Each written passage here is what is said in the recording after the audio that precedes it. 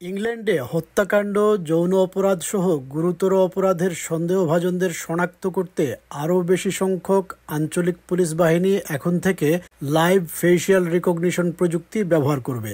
বিশেষ ক্যামেরা বসানো ভ্যান পথচারীদের মুখ স্ক্যান করে তা ওয়ান্টেড তালিকার সঙ্গে স্বয়ংক্রিয়ভাবে মিলিয়ে দেখবে। তবে সন্দেহভাজনদের বিষয়ে চূড়ান্ত সিদ্ধান্ত নেবেন পুলিশ কর্মকর্তা। ইংল্যান্ড ও ওয়েলসে ৮ বছর আগে প্রথম ব্যবহার হয়েছিল লাইভ ফেসিয়াল রিকগনিশন প্রযুক্তি। তবে এতদিন এই প্রযুক্তি মূলত সীমাবদ্ধ ছিল সাউথ ওয়েলস, লন্ডন এবং এসেক্সে। তবে এখন হোম অফিস মন্ত্রীরা সিদ্ধান্ত নিয়েছেন এটি আরও বিস্তৃতভাবে ব্যবহার করার। দেশের ৭টি আঞ্চলিক পুলিশ বাহিনীর মধ্যে ভাগ করে দেওয়ার জন্য আরও 10টি ভ্যান কেনার খরচ দিচ্ছে সরকার। এর ফলে প্রায় দ্বিগুণ হবে এই প্রযুক্তি সজ্জিত ভ্যানের সংখ্যা। I think this is a really powerful tool for policing, and it's actually a tool. It's not an automated decision maker, so the police officer has to look at what's being put up on the screen and decide what to do next. এই প্রযুক্তির মাধ্যমে police একটি ভ্যানে camera বসিয়ে পথচারীদের মুখ scan করে। তারপর সেই চেহারা মিলিয়ে দেখা হয় সন্দেহভাজন ওয়ান্টেড ব্যক্তি বা যেসব যৌন অপরাধী শর্ত ভঙ্গ করতে পারেন তাদের তালিকার সঙ্গে। তবে নাগরিক স্বাধীনতা নিয়ে কাজ করা অনেক সংস্থা এই ব্যবস্থায় উদ্বেগ প্রকাশ করেছে। তাদের মতে এটি ইংল্যান্ড এবং ওয়েলসের রাস্তাগুলোতে গণহারে সন্দেহভাজনদের থামিয়ে পরিচয় শনাক্তের অভিযানে পরিণত করবে।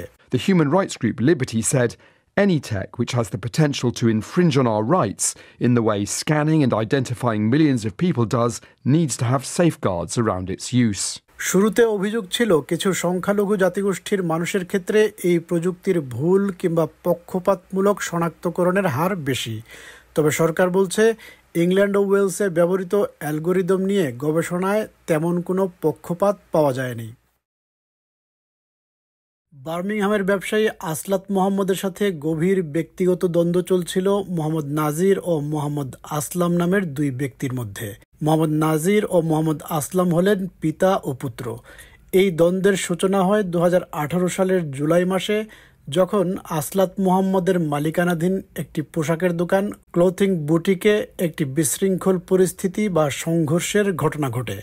ওই সংঘর্ষে নাজির ও তার বাবা আসলাম আহত হন। ওই ঘটনার পর প্রতিশোধের মনোভাব জন্ম নেয় নাজির ও আসলামের মনে। তারা সিদ্ধান্ত নেন আসলাত ও তার পরিবারের সদস্যদের ওপর হামলা চালানোর। আদালতের শুনানিতে জানানো হয় তাদের উদ্দেশ্য ছিল আসলাত মোহাম্মদ বা তার পরিবারের কাউকে হত্যা করা। এই হত্যা চেষ্টার পরিকল্পনাতে যুক্ত করা হয় আমেরিকান নাগরিক এমি বেট্রোকে। আমেরিকার উইসকনসিন রাজ্যের ওয়েস্ট এলিসের বাসিন্দা এমি বেট্রো ভাড়াটে খুনির ভূমিকায় 2019 সালে ব্রিটেনে প্রবেশ করেন। This isn't a off-the-cuff moment of madness.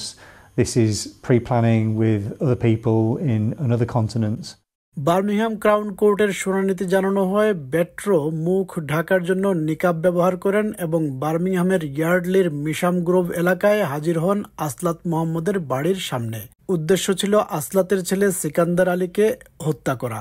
সিকান্দারকে খুব কাছ থেকে গুলি করার চেষ্টা করলেও বন্দুক জ্যাম হয়ে যাওয়ায় সিকান্দার এসইউভি গাড়ি রিভার্স করে পালিয়ে যেতে সক্ষম হয়।